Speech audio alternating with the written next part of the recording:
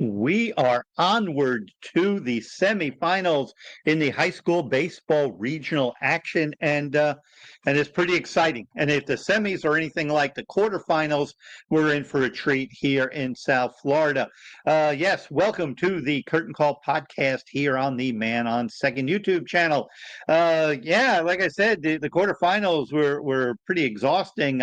This is Sunday. I'm recording this. Saturday, I saw Western play Taravella in an elimination game. We'll get to that in a minute. A couple of teams went to 3 games, but a lot of the bigger schools, they took care of business in 2, and it should be a lot of fun, a lot of action, and the field narrows as we move deeper into the playoffs. But like I said, this new format, 2 of 3, is presenting a lot of challenges with pitching and managing pitching, but you have to find a way. That's what playoff baseball is about, and we're going to dive in with that in just a second. First, we'll handle a little housekeeping here. Everyone, please, as you know, the Man on Second channel is growing rapidly. I set a goal for the month of April for 2 million views after getting over a million, almost 1.4 million last month. Well, folks, it took me 26 days to hit the 2 million mark. So really happy about that. By tomorrow, I'll have 2.1 million. And again, it's couldn't be doing this without the support of everybody, and excited about that, and why this is the most important YouTube channel and baseball channel in South Florida is because it's your channel. We represent you. We're outdrawing the big leagues. We're outdrawing all those who do minor leagues. We're crushing everybody. And it's because of this authentic content that we have here. And you guys are the stars. It starts at the grassroots, and that's what we've tapped into. And we're having a lot of fun as we're going to drive this even further as we go all the way through. I even booked my hotel for Fort Myers. I'll be going with Andre Fernandez and Miami Herald. Some of my work is appearing in the Miami Herald, so check that out as well. Obviously, also on High School on SI, Sports Illustrated's website.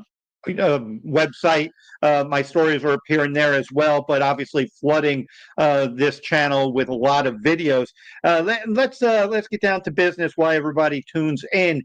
The quarterfinals, again, I'm going to start with going to game 3. We're going to really kind of tackle what happened. I'm not going to completely rehash everything that happened last week, but I'm going to kind of get into some observations and just highlight the game. So since the game yesterday that I went to, first let's make note, we saw Taravella travel to Western. Taravella is a higher seed, but under this new format, you play the first 2 at the higher seed. If you're split after 2 games, you go to the lower seed for the decisive game. So a lot of pressure, to win on the road for the higher seed. Taravella did just that, won 9-4. Another 7A game, West Broward, I went and saw them play their game 1 against Southwest from Miami. They lost that one. They just weren't sharp that day. Wasn't their day. They lost that. They put themselves in a bind.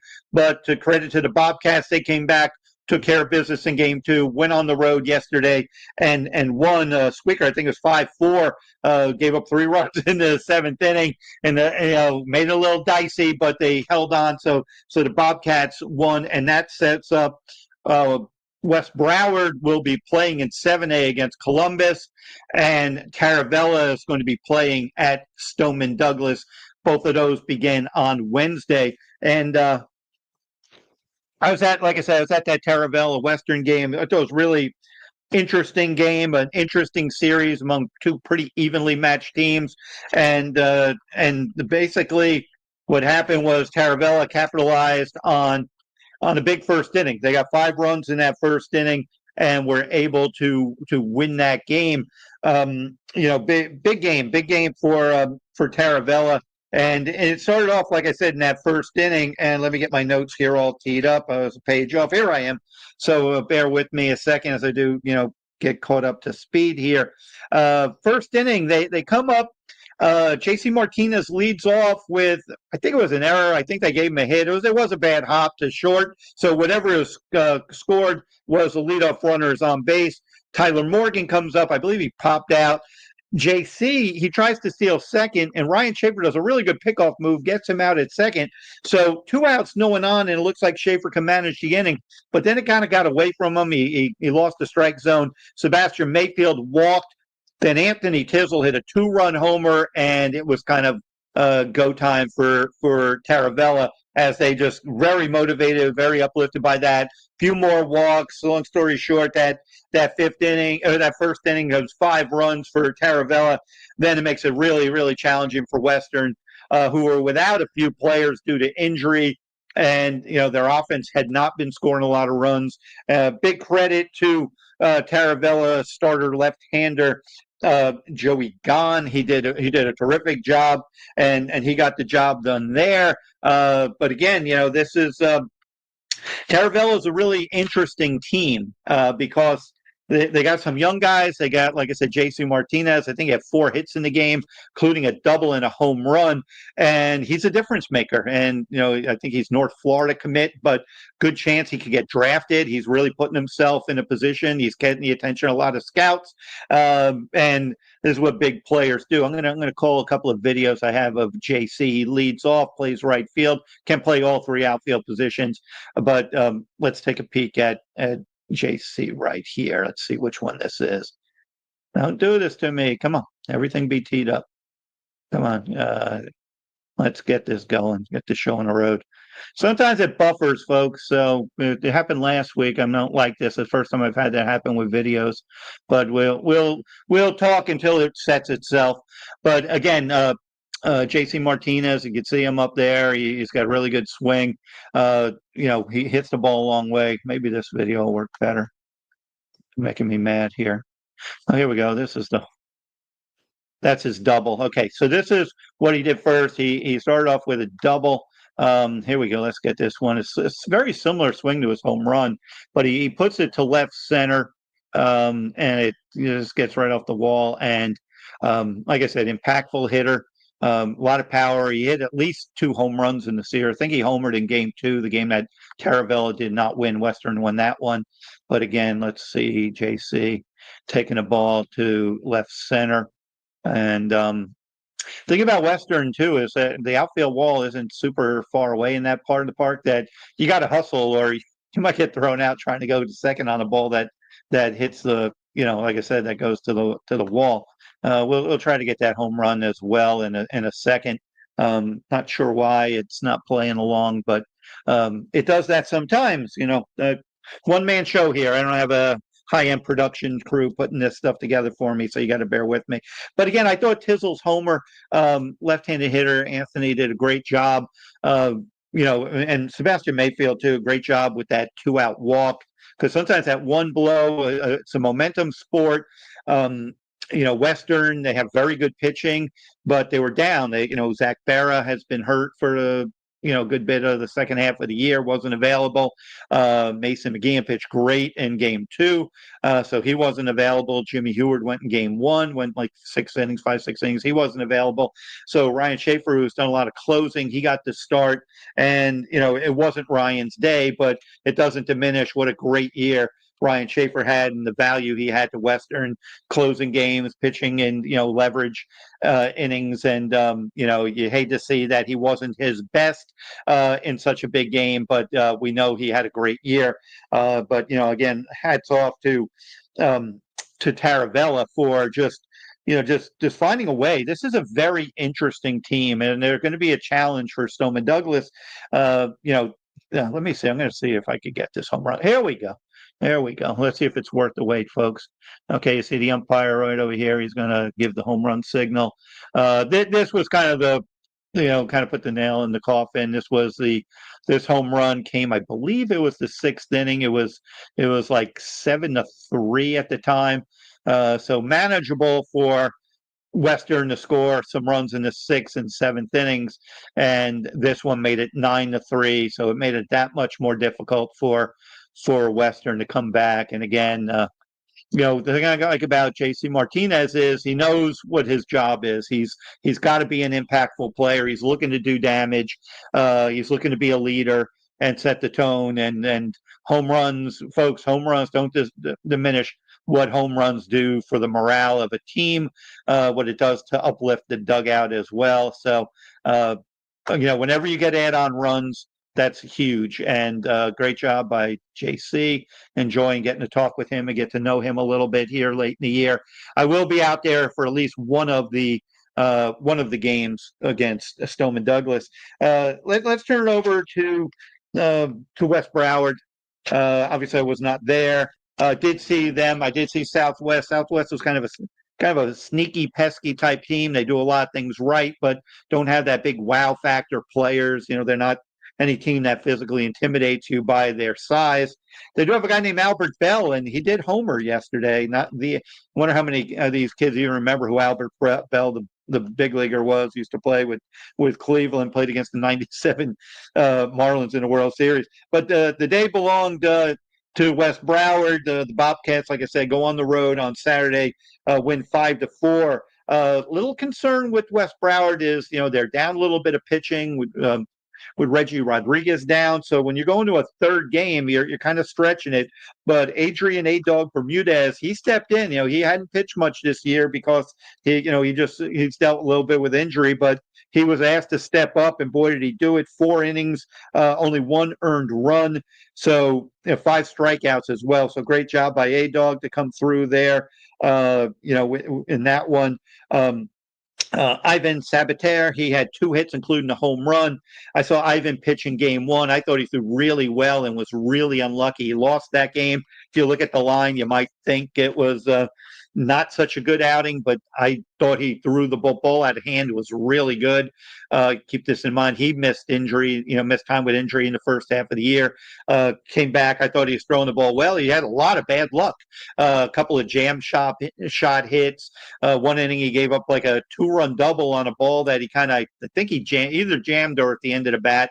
Can't remember exactly, but it was a kind of just like an excuse me hit, not to diminish the player from Southwest, because you put the ball in play, anything can happen. But the ball literally hit the foul line going down the line, third base into left field. So it hit the chalk. You can even see the chalk kick up from the angle I was at, scored 2 runs. And, the thing with West Broward and what's going to be a concern is, are they going to hit enough? And we know they have good hitters. They just haven't necessarily had the type of years I think they expected. Game 2 behind Ace Aguila, who Ace went 6 innings, I believe. I think he struck out 6, won that one 6-0. So good bounce back by West Broward. Good resilience to not have their season end a little prematurely. West Broward's going to draw a real tough one. They're going to get Columbus. So we'll talk a little bit about that series first. Some guys I'm going to keep an eye on in that series. Ethan Lindor, of course, of West Broward. They're a really good center fielder, hitting .322, leading their team. Lenny Sufron, I haven't mentioned him much, but Lenny is one of the few seniors on West Broward. Leads their team in 3 homers. He provides a lot of energy and comes up with big hits at more in the bottom third of their lineup. But keep an eye on those guys. Moving in. Columbus, obviously 26-5. They are the number 1 seed in that region. They're number 2 seed in Region 4. Stoneman Douglas is 1. So we have in 7A Region 4, we have the first 4 seeds have all advanced. So we have Columbus. I haven't seen them play this year, so if they go to a game 3, there's a good chance I'll go see them, depending on what other games are available, but a good chance I'll go see that one at West Broward. Jose Carrera has led the Explorers with a .461 batting average. Mario Magana is a guy people should know about, hitting .375. Mario is kind of regarded as one of, if not the best hitter in Miami-Dade County, and a guy who's potential draft pick as well. Keep an eye on their pitching staff with Matthew Rios in 59 2/3 innings. Matthew has 64 strikeouts to go with a 1.17 ERA. So that should be a great series with Columbus, West Broward. I believe last year they played and West Broward won that series. So that was only single elimination. Now it's 2 of 3. So again, it's going to come down to the pitching. Taravella is saying against Stoneman Douglas. The Eagles 25-2. took care of business in the quarters by sweeping Cypress Bay 3-0 behind Gio Rojas, 6 innings, 13 strikeouts. And game two, 6-2, actually fell behind 2-0 in the first inning, but quickly made that up by scoring 3 runs in the bottom of the first against Cypress Bay. Good job by Cypress Bay to be very competitive in that series. And Gio Rojas does Gio things. He hit a homer in that 6-2 win. As a DH. Daniel Tartaglia and Chase Wild Route handled the pitching that day. So interesting for the Eagles on the year. Michael Osenfort, Whitey's hitting 389, leads the team. Drew Freeman, they're very fine catchers, hitting 388. Jake Rizzo, 381. Gio Rojas, 371. Bennett Gary, 357. Nick Diaz, 338. I could go down the list with their entire starting unit, but a battle-tested team, a team that's primed to win it all. It's going to be a little challenging. It's interesting. The team that Douglas played in the championship game last year, Windermere, 7A team, very good team. They got eliminated. They are not moving on. They did not make it out of the quarterfinals.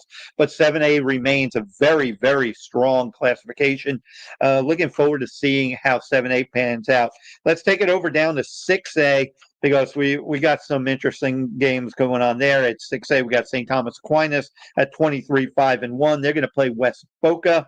And then in the other one, St. Thomas number one in Region 4, number 2, Doral Academy. It's heading up. I mean, if it flows like on paper, St. Thomas against Doral, we'll be talking a lot about that next week at this time, assuming both teams handle business. But Doral first has to get by Braddock. St. Thomas has to get by West Boca. West Boca did have to play that third game, which they won against Southridge. So they won that elimination game. But again, you want to save your pitching as much as possible. Playing at St. Thomas, huge home field advantage for the Raiders. They really their lineup. It's a hitter's park, as everyone knows, and their hitters have been amazing. Just I'll read some batting averages here. Brady Bucksbaum and Josh Jennings are leading the team with both have 457 batting averages. Brady has 8 homers to go with that 457. Nico Sabatino at 446. Zach Malvasio 414 with 13 homers.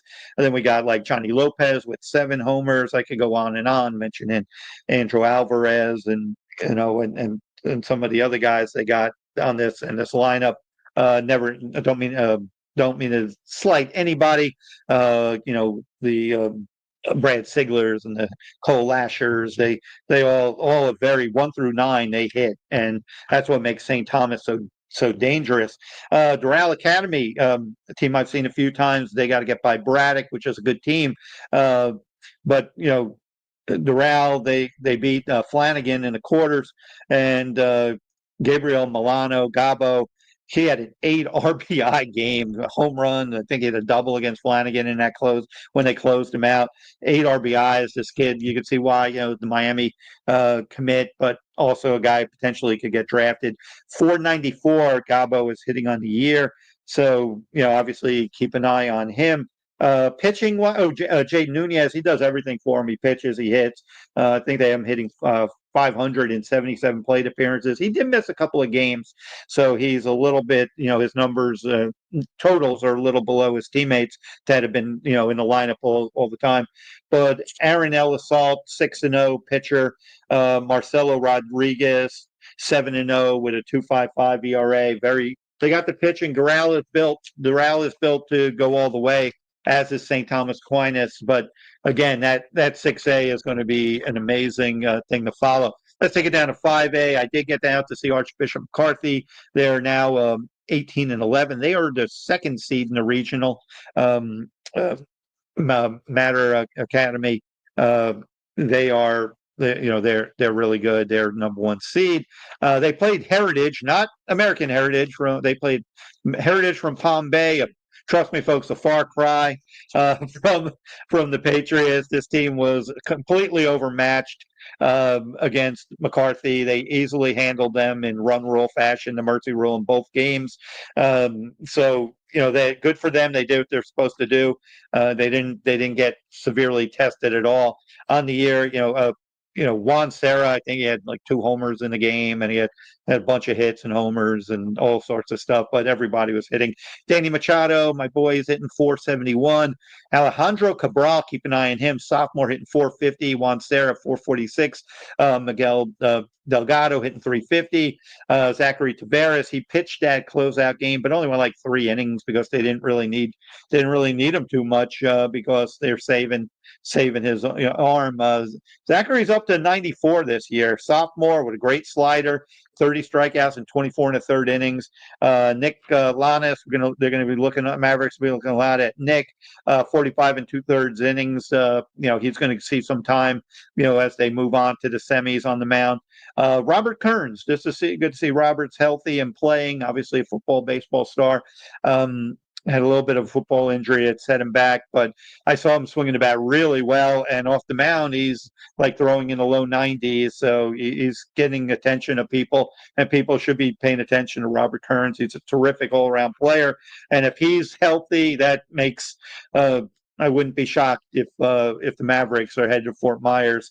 But again, they're in the tough regional and they're not in the number 1 seed. But first, they have to get by Varela.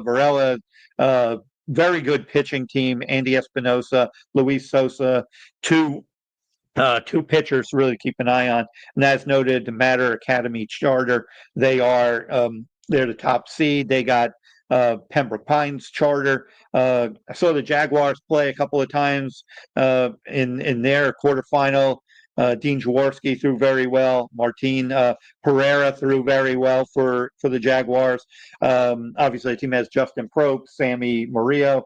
Dallas Searcy, he impresses me. There was a tie game in game 2. There was like the 6th inning. They needed a run, 2 outs, and he steps up. He hits a nice single up the middle to score the winning run. Otherwise, Saturday, the Jaguars would have been, spending their day up at Stewart trying to advance. Trey Glaciers caught my eye as well. Brady Mongera leading off, playing center field. Brady Mongera doing a really good job. But again, there's a lot of players, young players to like on the Jaguars. So let's get down to 4A. 4A got American Heritage Plantation against Key West. Key West in 3 games beat Satellite. So Heritage, won their first game easily. I think it was 16-17-0. And then game 2, they were down 3-0, like in the 5th inning, and I think they scored 4 in the bottom of the 6th to avoid a potential elimination game. But credit to the Patriots. Key for them, it's just going to be the pitching holding up. Again, without Talon Holiday, they're a little short. They're relying on Mark Aliman, the left-hander. Dylan Dubovic is pitching, hitting. He's really taken his game to a high level. He's now past Jordan Rich in terms of batting average. He's hitting 411. Jordan's hitting 409, but Jordan Rich is still, to me, the most dynamic and the best position player in Broward County. Joey Castro, can't talk enough about what he's done, hitting second behind Jordan Rich. He's hitting 421. But again, they're going to need to score. They're going to have to find a way to score runs and apply pressure because if they can win on run rules, they're going to have to do it because, in these 2 out of 3, some of these guys are going to be asked to pitch. They need these pitchers healthy. They got good arms, but not all of them are, tested at this type of level. So we're going to be looking at Caden Garrow, Santi Montiel. They're going to be pitchers I'm going to be paying attention to this week. I will be at Heritage against Key West. Key West always has good pitching. That should be a fun series, so I'll probably be both nights there. Keep this in mind, 1A through 4A plays Monday, Tuesday, and if there's a third game, that'll be Thursday. Classes 5, 6, 7 begin Wednesday, so there'll be Wednesday, Thursday, off on Friday, Saturday, and I think at least early in the week, my wife, she checked out the weather apps for me. I don't think we're looking at any real rain situations, but they do have that day built in for a rain out as well. So we'll see how the weather holds up. That's always the fear of these 2 out of 3 type of situations. So 4A is going to be a lot of fun as well. And then let's get down to 3A. North Broward Prep. They're in Region 3. They're in a weird region. It's almost like they're not even in Broward County anymore because they're playing Calvary Christian Clearwater, and a state power, and that is a heavyweight matchup, and that's going to be a tough road for North Broward Prep. Obviously, defending champs, they're playing really well. They can beat anyone, but man, that 3A is going to be a challenge for them. And then here for the it's going to be all Miami-Dade because you got Miami Springs versus Monsignor Pace, and then Miami Killian against St. Brendan. So it's that's what we got in 3A. Our 2A teams, U School, NSU University, and Chaminade Madonna were both eliminated. Congratulations on both schools on great seasons. So many great kids, and had a lot of fun covering a lot of these kids, some of them for 3 years. Start with U School for everyone from Griffin Pomper to Braden Potter to Rocco Rivetto. These kids are, mean a lot to me. Has had a privilege to cover these guys. Wish them nothing but the best in college. And Landon Petty to Landon's super good kid who unfortunately had Tommy John and didn't get to play all year. Huge loss for them, but he has a college opportunity. So good luck to all those guys. And over at Chaminade, again, thanks to all of them. And my guy Spencer Krasner had a remarkable year. Spencer hit 100 strikeouts. He had 9 strikeouts in his win over Westminster Christian in game 1. I think that was 1-0 game. Went the distance, struck out 9, giving him an even 100 strikeouts. I think it's like 59 innings or 59 and 59 and a third or 2/3, but certainly that strikeout rate is very high and an amazing year. And the Lions overall, they had a great year and did a great job and really put themselves on the map. Obviously, my buddies over at True North Classical, they were eliminated in 3 games as well.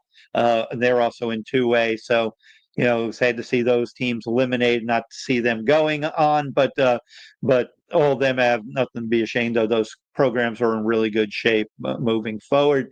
And then we got Westminster Christian. They went to the championship game, but they're the 2 seed, and it's going to be tough for them because the number 1 seed is Cardinal Newman. But I will a hat tip to St. Andrews. Which they did a great job. It's a really good team. I was not aware they're out of Boca Raton. I was not aware how good they are. They are coached by Joey Housey, who I believe attended Nova, and I know Joey's dad, Joe Housey, a longtime scout with the Colorado Rockies, and it was fun to be at U School and see Joe Housey. They're supporting this kid, and so it was fun to go to and see them. Congratulations, St. Andrews. They're a very talented team. They're moving on. And, they are going to play. I think they got Westminster. I could be wrong. I have it written down. But again, what I thought that was interesting on a strategic standpoint as I talk about this stuff, St. Andrews used 4 outfielders on Griffin Pomper. The U School is very talented left-handed hitting catcher, and you don't normally see the strategy, some like big league level strategy on a high school kid. And that outfield is very deep because it's a college outfield that U School has. So what they did was they moved the shortstop to left center, they moved the center fielder to right center, and the third baseman shifted over towards third base. And one attempt, Pomp attempted a bunt. He bunted it foul. But it's a tough call. What do you do? Do you keep your approach because you do hit the ball in the air, you do drive the ball into gaps, and that's your value. But it is interesting to see when you get into these high stakes games that the strategy that teams will be employing, and whether other teams, obviously you have to be smart enough and have the players who can execute that type of stuff. But if you have the type of team that will implement, or if these coaches will be creative with some of these with these type of decisions.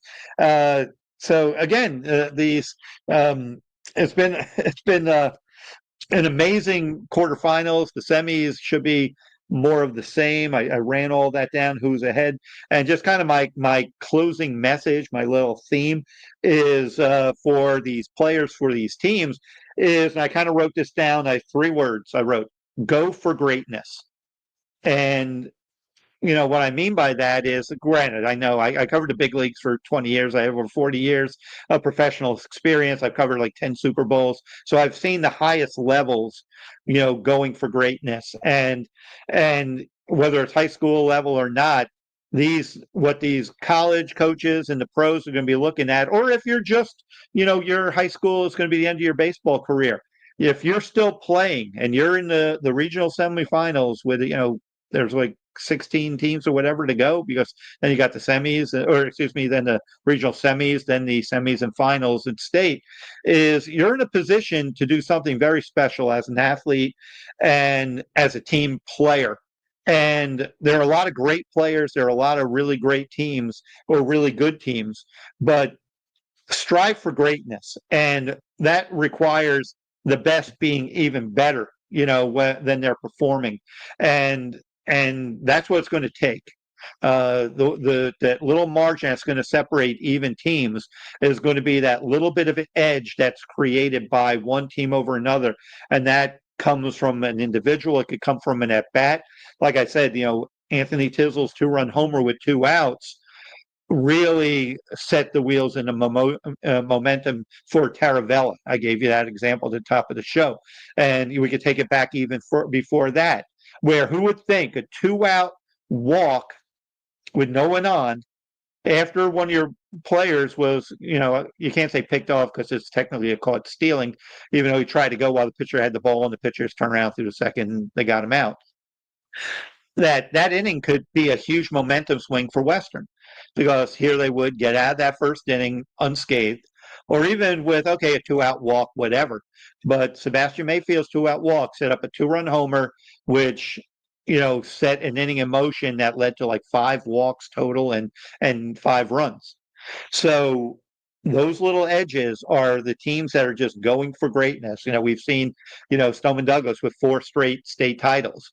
Their standard is greatness. It isn't, oh, we're happy to be here.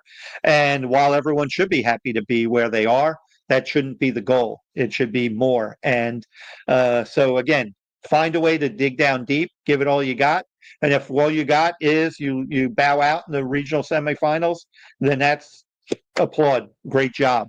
But leave it on the field and don't have any regrets. So that's, again, my message: go for greatness. And here, one last thing as we get out.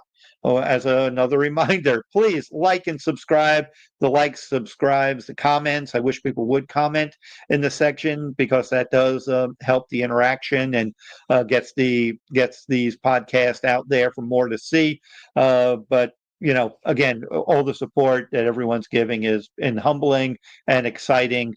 And the Curtain Call podcast is part of what we're doing.